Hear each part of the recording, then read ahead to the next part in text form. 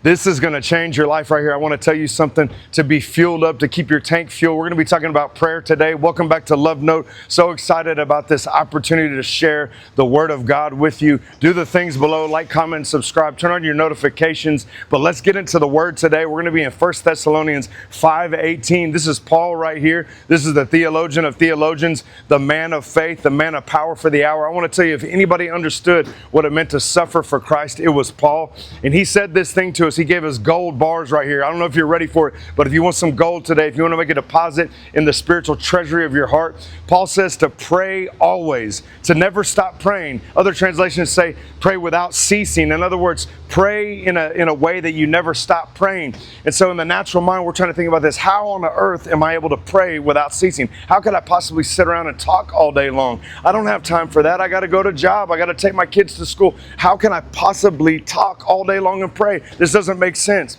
Well, see, what Paul was doing is he's letting us into this little cheat code of a lifetime. We're here at a gas station today. As awesome and beautiful and awkward as it is, it lends its hand to this point. And the point is that we constantly got to be filling our spiritual tank. Listen, when he's talking about prayer, he's not talking about the words coming out of your mouth. He's talking about the fact that your heart is inclined to the fact and reality that God is with you. We serve Emmanuel. He is God with us. He's not a distant dictator or ruler. He is walking with you. He walked with Adam and Eve in the cool of the day. He walks with you and I today through the finished work of Calvary's cross. This is the praying without ceasing. It's constantly paying attention to the presence of God. Prayer is simply opening your heart to pay attention to the presence of God. Prayer is not the words coming out of your mouth. Prayer is your heart's posture and awareness and giving your presentness in the moment and giving your focus to the King. The Word calls it beholding, to make it a priority to see Him. This is what prayer is. There is a Hebrews 7:25 river of prayer, of intercession that's already taking place on your behalf from Jesus Himself. It says that He lives to make intercessory prayers for His people. So true prayer is when we come into the place of prayer and intimacy, inclining our heart to the reality of God and presence of God, and paying attention to the fact that He's there with us. He's in every conversation with us. He's in every moment. He's behind every closed door, paying attention to His presence. This is prayer. This is going to unlock the gift of this gold nugget and deposit for the treasure of your heart today, to pray without ceasing. Now, why I'm at a gas station today? Because this gives us a beautiful picture of praying without ceasing.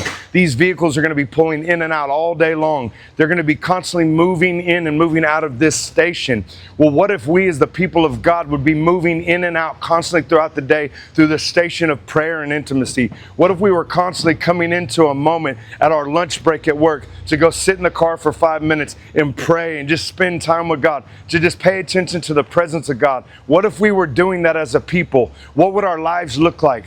What if the church was a people marked by going in and out of the gas station of refueling the spirit man through prayer and intimacy? What if the people of God were marked by prayer and filling their spiritual tank more than they were filling the tank of their flesh? What would it look like? What kind of power would we be walking in today?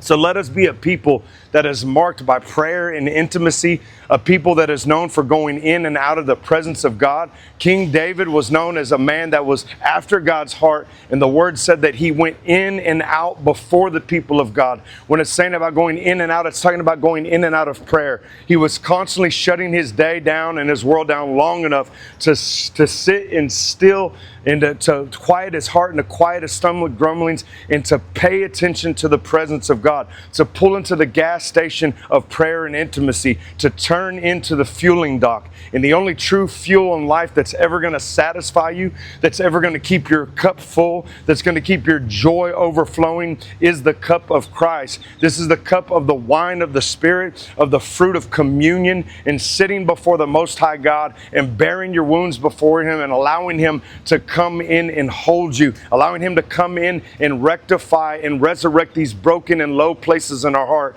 allowing Him to come in like a mighty rushing wind and give joy to your tank, to give hope to your future, to give you a reason and a purpose to rise in the morning. And that reason being that the Maker of the heavens and the earth wants to meet with me. He wants to spend time with me. He wants to sit with me in the quiet place, and He wants to fill every low and dark place in my heart. So if you're interested in something like this, let us be a people that are known for coming in and out of the fueling dock, the fueling station station of prayer and intimacy. We're starting early in the morning. Why am I saying that? Because Mark 1:35 says that Jesus prayed hours before the dawn. So I'm getting to the gas station before the sun's up. I'm getting that prayer oil. Come on, somebody. Matthew 25, the 10 virgins. There was 5 of them that were wise and 5 foolish. The wise ones had oil. They had intimate oil. They had been to the fueling station. They had been to the gas station of the spirit man. They had filled their inner man up by the presence of God, by drinking of the water of life, by sitting before the well of life.